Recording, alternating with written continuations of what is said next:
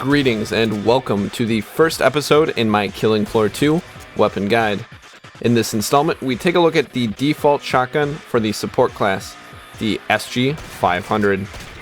This shotgun is based on a close quarters variant of the Mossberg 500 series. It features a pistol grip, shorter barrel, and no stock, making it extremely effective in tighter spaces and for use by vehicle crews. All 500 series shotguns are pump action, meaning the weapon must be manually cycled after firing a round. While this operation does limit the 500's rate of fire, it is generally much more reliable than semi-automatic shotguns and also allows the usage of certain specialized ammunition. Purchasing the SG-500 from the trader will cost 200 Dash and will yield 100 when sold back. Starting ammunition will be at 8 rounds in the magazine and 16 in reserve. Those with the ammo specialist skill will see this increased to 19 shells in reserve. The maximum amount of ammo you are able to carry is 40 shells by default, or 50 with the ammo specialist skill, which will give you substantially longer time on target. Per pellet damage is the lowest out of all the support weapons, dealing only 20 base damage. This means medium level Zeds such as Husks and Sirens will require several shots to kill on harder difficulties. Even on Suicidal, Gorefests will prove very resilient to anything but a head or point blank shot. Lower level enemies such as Clots, Stalkers, and Crawlers will easily be put down with a single blast, allowing the SG-500 to be useful early on in the game.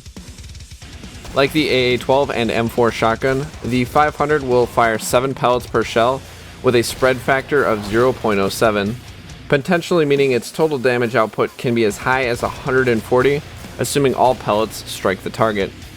Rate of fire is the slowest out of all the shotguns as well, firing at a sluggish 77 rounds per minute or just over 1 shot per second.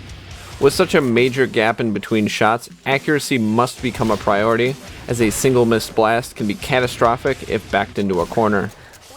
Reload times are on par with the M4 combat shotgun. First shell reloads will take 1.67 seconds by default to complete, or 1.28 seconds with the tactical reload skill.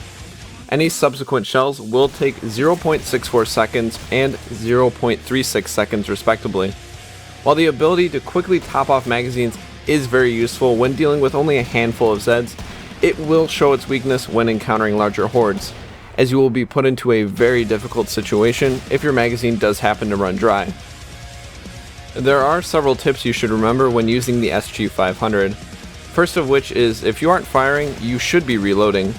The biggest issue I have with this shotgun is the fact that you must load each shell individually, which can leave you exposed if you must reload several shells in quick succession. Also, if you are dealing with a large group of enemies, always leave a shell loaded so you don't have to rechamber the weapon. While it will only shave about a second off your overall procedure, it can be the difference between you and your untimely death. Finally, try to keep your engagements between 5 and 10 meters. At this range, your spread will be tight enough to focus on single enemies, however will give you some valuable breathing room. Get too close and you risk being grabbed by Clots or having your eardrums burst by a siren scream. However, anything past 15 meters will be wasting ammo. While shotguns do have a narrow field of effectiveness, there's no other weapon that can touch them when they're in their zone. Overall, the SG-500 is an effective primary weapon in the early waves, being able to instantly obliterate several low-level Zeds with a single blast. However, its weakness shows when encountering more resilient foes such as Husks and Sirens. Still, it can remain an effective backup weapon alongside the Boomstick or M4 shotguns. Just remember, to be effective with this shotgun, you'll need to be pumped. Thank you guys very much for watching. Join me next time as we take a look at the All-American AR-15 Varmint Rifle. If you have any tips or questions, please feel free to leave them in the comment section below. But, as always, my name is Richard, and until next time, farewell.